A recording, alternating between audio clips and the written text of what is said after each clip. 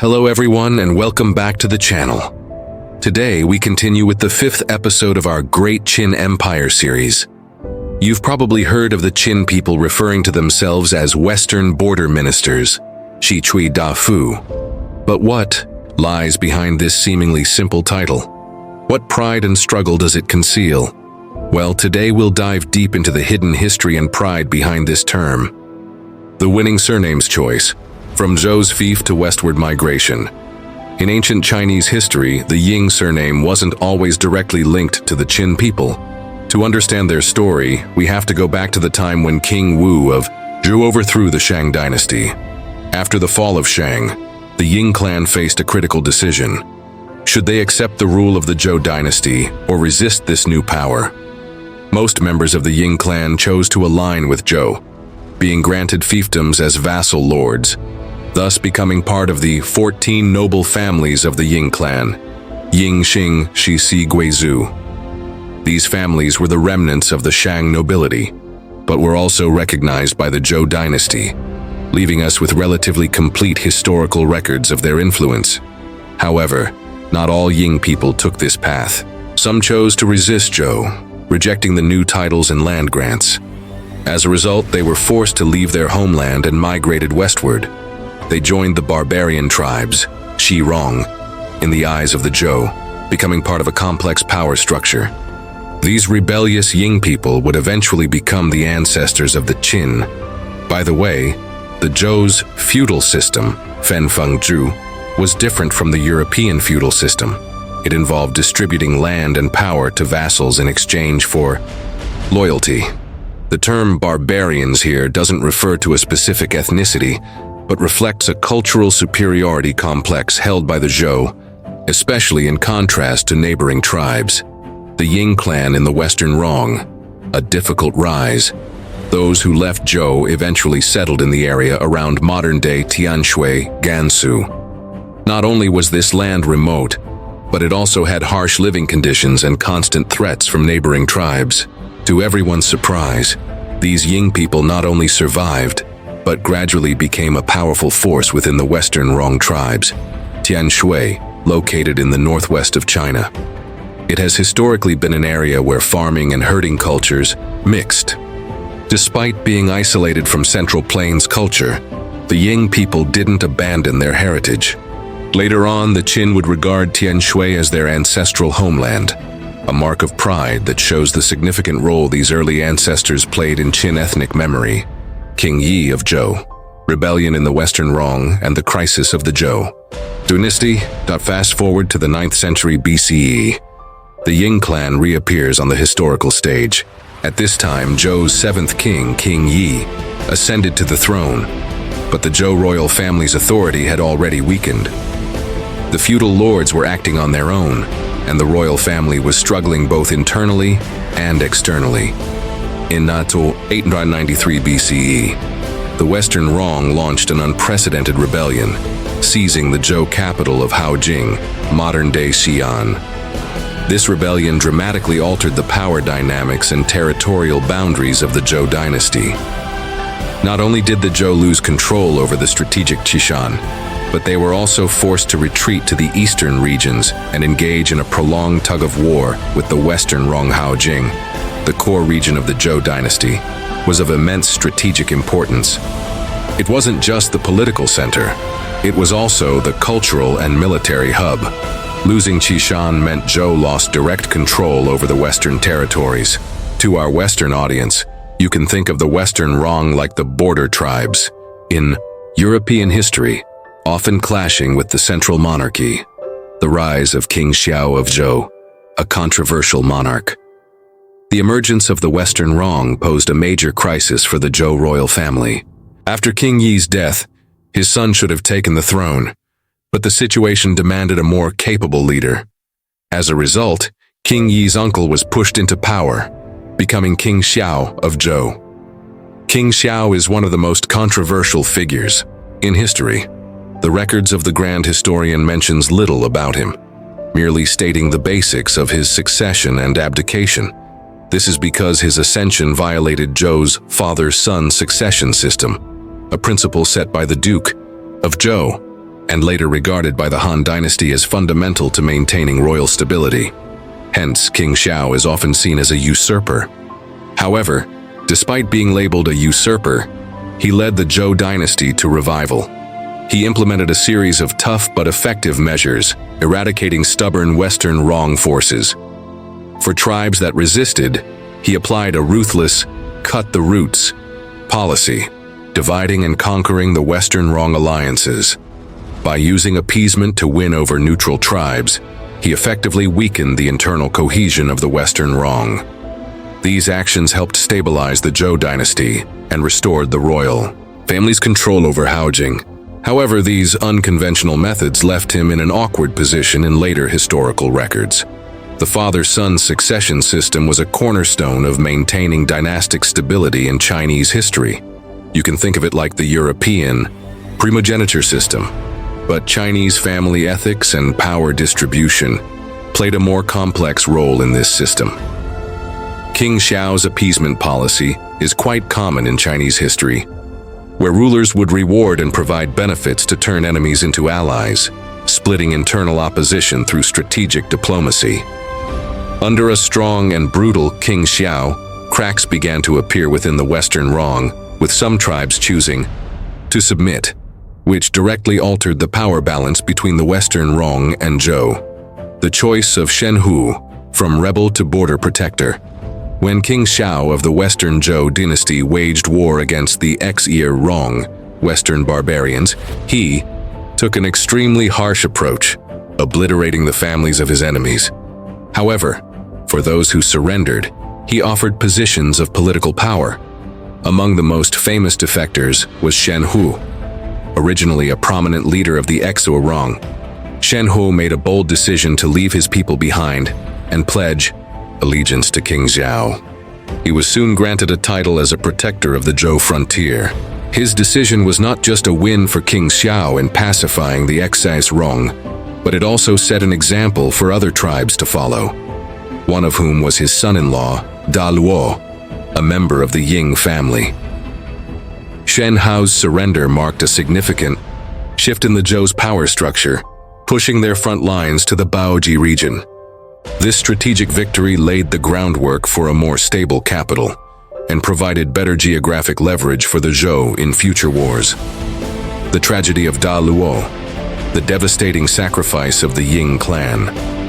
Da Luo, like Shen Hu, made the choice to abandon the ex-Zhuo's wrong and support King Xiao in his military campaigns against his former people. But this decision came at a horrific cost.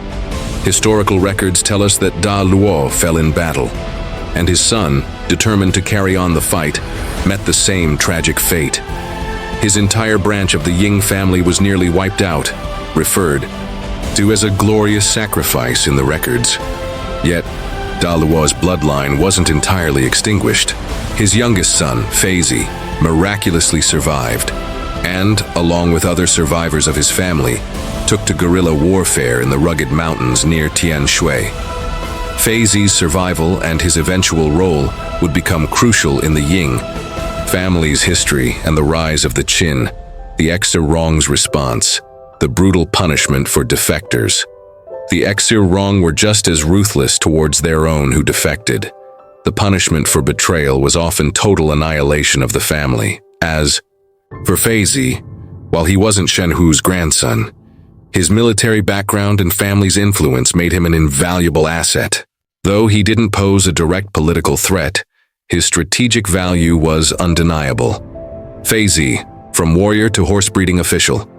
After years of war, King Zhou had gained a significant victory over the ex-wrong, forcing them to pay tribute to the Zhou every year with 100 top-quality mares.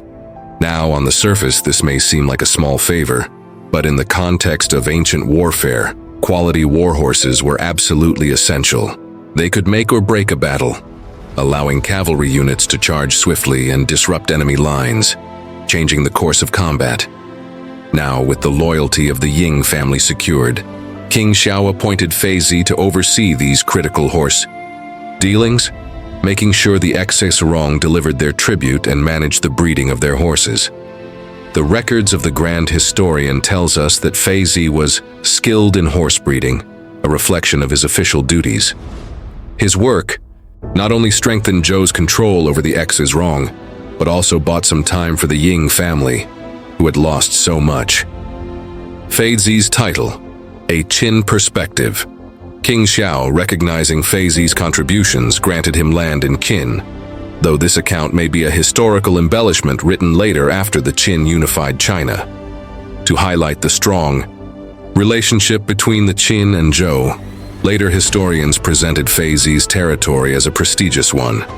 In reality, however, his land grant was likely a low-ranking title without hereditary succession. This becomes evident when Feizi's descendants didn't receive any elevated titles, the alliance of Shen Hu and Feizi. Even though Feizi wasn't Shen Hao's grandson, Shen Hao still supported him, forging a strategic alliance. Feizi and his family played a crucial role in preventing the Xizang from launching full-scale attacks on other Zhou fronts, including the critical Dasan Pass. With King Xiao's victory, the Xizang were forced to acknowledge the Zhou's supremacy, sending their war horses as tribute. Yet even in victory, there was a heavy price to pay. The Feizi family was all but annihilated. Conclusion: the harshness of the era and the resilience of the Ying clan. This chapter of history reveals a brutal time. King Xiao's policy of annihilating the rebellious and the Xizang's equally cruel punishments for defectors. The Ying family, trapped between these two forces, had to fight for survival. Though Feizi began in humble circumstances, his descendants would eventually lay the foundations for the Qin Empire. From guerrilla warfare in the mountains to the rise of the first emperor, this tumultuous history shows us how one family, starting on the fringes, managed to make its mark on the heart of history. After King Xiao passed away, the Zhou dynasty fell into chaos once again. Even more ironically, his successors went so far as to label him a usurper, which was a massive blow to the Qin people. Even if Feizi had held a title, it lost its legitimacy once King Xiao was overthrown. But no matter how the outside world saw it, from that day on the Qin became the Zhou's vassals, formally rejoining the Zhou system. What does vassal really mean? Now, the word vassal might sound pretty negative to us today, but back in the Zhou dynasty it wasn't such a bad gig. The Zhou society was a slave-owning one, and being a vassal actually meant you were above regular commoners. They were considered household retainers of the king, enjoying the protection and patronage of the emperor. Unlike modern slaves, these vassals didn't have to worry about survival. They were well-fed, well-protected, and honored, though not quite as independent as nobles. So when people were called vassals or retainers in the Zhou dynasty, it wasn't such a shabby title. In fact, it was something of an honor to be a royal household member, even if you weren't exactly a noble. The Qin people's resilience, from border defenders to central power. During this period, the Qin people were reintegrating into the Central Plain society. Without this chapter in history, the Qin might have ended up like a minority group in the grand historical narrative. But we must remember, what kept the Qin alive wasn't anyone's charity. It was their own courage, military strength, and the blood they spilled. Starting from the reign of King Xiao of Zhou, the Qin gradually separated from the Ying family and formed their own identity as a distinct group. They began calling themselves Qin people, marking a crucial shift. This was when they started to shape their own self-identity. Even though no one recognized their titles at the time, the Qin people didn't care. They didn't need anyone else's validation.